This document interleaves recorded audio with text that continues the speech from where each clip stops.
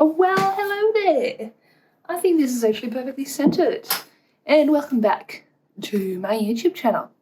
I'm Nish, and today I'm going to talk to you about why I slapped my hands on my thighs, which is so annoying when you edit a video later on. So I got this black Lotus, and I got it done in Münster, which is my hometown in Germany, by Anders Tattoo. I wanted to have it really small to begin with, about like coin size, and he told me that that wouldn't be a good idea. It's been about 6 years now, and I'm so glad he talked me out of getting it done in such a small size that I originally wanted, because it looks amazing still. And then the next one I finally enough got on the same day. So I made my appointment with him, and then I was waiting to go. It was, I think, a couple of weeks away. So we did the first one, and once I finished, I said, I love it, awesome, let's do the next one. So we did 2 tattoos that day. I remember I walked out of the shop and thought, wow, this is even cooler than what I originally wanted, and it was just a spontaneous idea. The next one was also by the same artist and fell in line with the seashell tattoo. And we finished off the tattoo, looked amazing, still looks really good, I think. Obviously there's not as much detail in it anymore, but it still looks awesome because he did big lines, all black obviously. I'm gonna show you a little comparison of when I got it and what it looks like now. Yeah, I was just stoked to get another piece that resembled my huge love for the ocean. I always wanted to study marine biology, and everything ocean themed was what I wanted. And then my next one was this tattoo. So that was right when I came to Australia about 5 years ago. So I was traveling by myself, I was backpacking, and I had just arrived in Melbourne. And I honestly didn't really know what I was doing. I felt really lost and lonely, and I was just staying at this hostel for a month. Like, I didn't move. I was pretty much just frozen and intimidated by the whole experience. And then I saw that they had the Rites of Passage Festival on in Melbourne at the time, one of the biggest tattoo festivals. It's, I think, the biggest tattoo festival in the Southern Hemisphere. And I thought, okay, I had a good bunch of savings when I went out and felt like I needed to have a really nice day just for myself. So some people go to a spa, and I decided to go get tattooed. And the artist who did that was Mick Weber.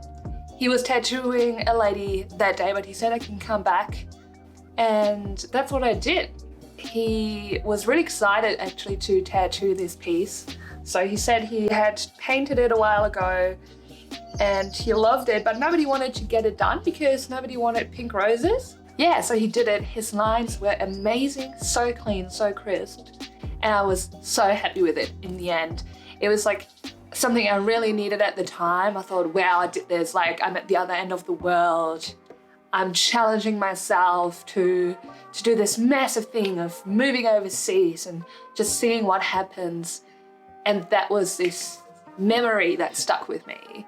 It's like, yeah, you're doing it. You're actually getting a tattoo in Australia at the other end of the world by yourself at this sick exhibition.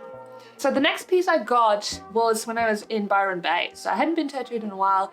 I was just traveling around Australia and Asia, and I think I had just come back from Bali.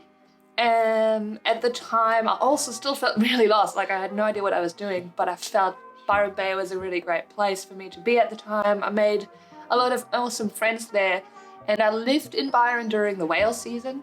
So I could literally walk up to the beach and would just see humpback whales breaching, playing in the waves with their calves pretty much. So I decided to get a tattoo of a humpback whale. And there was only one tattoo artist, I think, in town. I didn't check out her portfolio that much. So because I had only good experiences before, even getting spontaneous tattoos, I thought, nothing can go wrong here. This is gonna be sweet. This is gonna be fine. And she said, yeah, no way. No way. That's not what she said. So she put it on me, and I told her what placement I wanted. So at the time I already knew that I wanted to have it swim up my arm. And don't get me wrong, I think it's a great tattoo in terms of what it means to me, and it's not terribly done at all. Like, her lines are fine, but I just was used to work that I felt was better. It's probably my least favorite tattoo, not because of what it represents, but because of the execution. And I've actually been thinking about getting it reworked before, but I haven't really seriously gotten in touch with any artists about it. But I might in the future. Funnily enough, it is probably a tattoo people talk to me about the most. People seem to resonate with the most. People say they like the best. And I think that's purely because it's a whale and people love whales. We all seem to have this intense connection with them. And I just look at it from a different like artist standpoint, and I think I just had different expectations. So whenever people say like, oh my God, it's amazing, I love that, I'm like, yeah, whales are great. That tattoo maybe could have been better. And like I said, still think it's a great meaning behind it and still love whales so freaking much. I am fairly confident that the next tattoo I got was in Melbourne again. Was this little bee sitting on a sapphire, which was a wanna do by Tan Vandenbroek, who is an awesome neo-traditional artist in Melbourne. And I felt like, oh, I can't really afford a huge tattoo right now because I was just backpacking and like scraping money together. Maybe I can do like a small wanna do by an artist like her. And I had felt like I wanted to fill like this gap. Like I was really annoyed by how it was kind of so open, but then you could see like the lotus coming in and the whale kind of going down. So I feel like these flow really nicely into each other. It seemed like the perfect piece to put in there to make it feel a little bit more whole. I think she also did a cheaper rate because these bees were just something that she felt passionate about doing. And I had a really great time with her. Nice person and very, very passionate about what she does.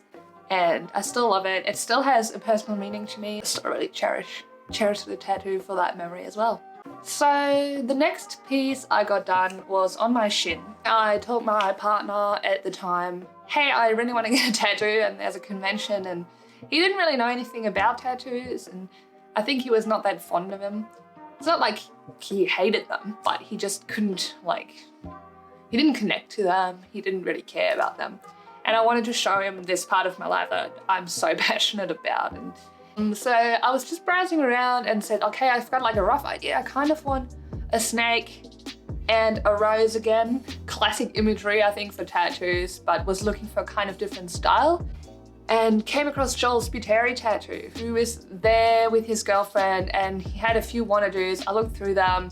I had a look at his Instagram and thought, wow, these are amazing. This is really what I want to get now. Yeah, that's where I got my shin tattoo. What did I get next? There's not that much left, but I do want to doing this.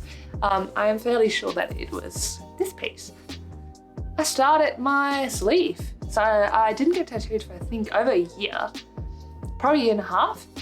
And I had been following Sophia Bourne in Sydney forever. Yes, had been in love with On Holiday's work and then Sophia Bourne's work after I discovered her. And if I save up enough money, I can have her blast through my arm in 2 days. And so good, so accurate, and so fast. Was it the outlines? No, I think it was the black cockatoo on my forearm. That was the only piece she did that first day I got there in 3.5 hours. And if you look at it closer, like the detail that's in there, the size of it, and it was so painful, I felt like shut. And then had to come back the next day. But yes, so she did that and then even did the outlines for this piece. So that's a kangaroo paw and a praying opal mantis sitting on it. Do not recommend doing this in terms of health reasons. I think doing back-to-back sessions, it's just so exhausting and so painful. I know there's people that sit for like 8 to 10 hours and can do full front pieces or back pieces and back-to-back sessions. I don't want to do that anymore because I had to go back, obviously, to finish the rest of this tattoo, which is the snake in here with the flowers and my absolute favorite birds, the pink galah, on my inner arm. Hurt so bad. It was so exhausting. But at the same time, I have no regrets because I chose the artist of my dreams to do my sleeve. another tattoo I did not mention before because I had this idea of what I wanted for my right thigh. Like, I love the idea of flying somewhere to get tattooed by someone that lives in a different country, even on another continent. Yeah, it's a beautiful tattoo. I love how it turned out. I had the greatest time with Constanza. She was so sweet and we had a lovely chat. Even finished the book I was reading at the time while she was tattooing me. I actually feel super sexy having this piece as well. I think it frames that area so beautifully. She just made it perfect. So thank you, Constanza. I've got one more marine themed tattoo. So I've got the seahorse, the seashell, the whale. I've got a lionfish.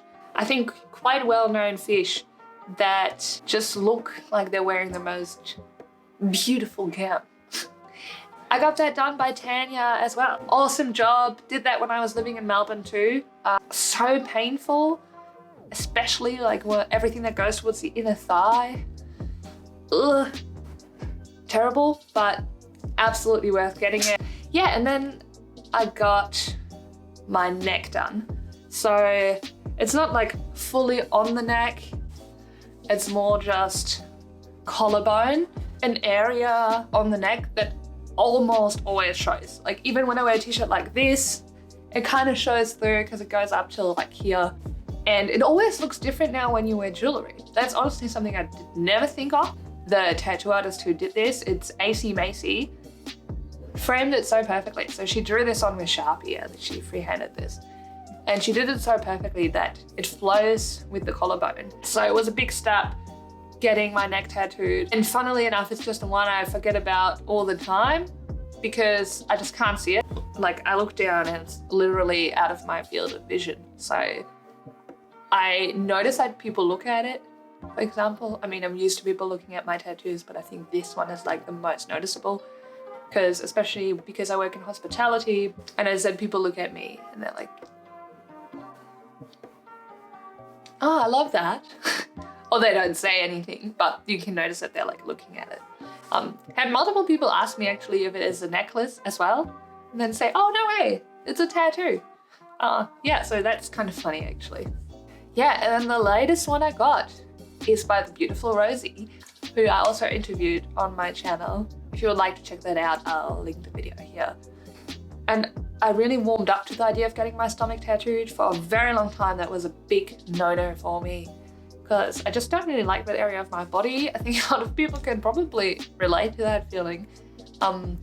And I also just didn't think it was gonna look any good on me. All the underboob tattoos, the sternum tattoos became really popular and I decided, hey, actually, I like the way that looks. And I think I'm confident enough now in my own body to say, I just want to get that area tattooed. And if anything, it's probably just going to make me actually love it over being kind of meh about it. She just turned it into this beautiful piece. Everyone that had seen it after she did it was like, wow, this is amazing. It looks so good. No regrets. Most beautiful tattoo. Thank you so much for watching. I hope you enjoyed this tattoo tour of mine. If you would like to see some more tattoo themed content, please consider giving us a follow. I'm going to post much more on here about tattoos, tattoo artists. If you have any more questions, let me know. I'm going to link everyone I mentioned in the info box as well. So if you want to get tattooed by them or just have a look at their art, feel free to follow their Instagram. Oh, and if you would like to see the interview I did with Rosie, I've got that linked up here. So go check it out. I can't wait to see you all next time. Bye. Fuck off. What's this? Field of vision. Oh, it's still there. Ah, oh, gotcha. Off you go. Eyeball. Oh, can it just stop? That's it. Oh my God, that's it. That's it.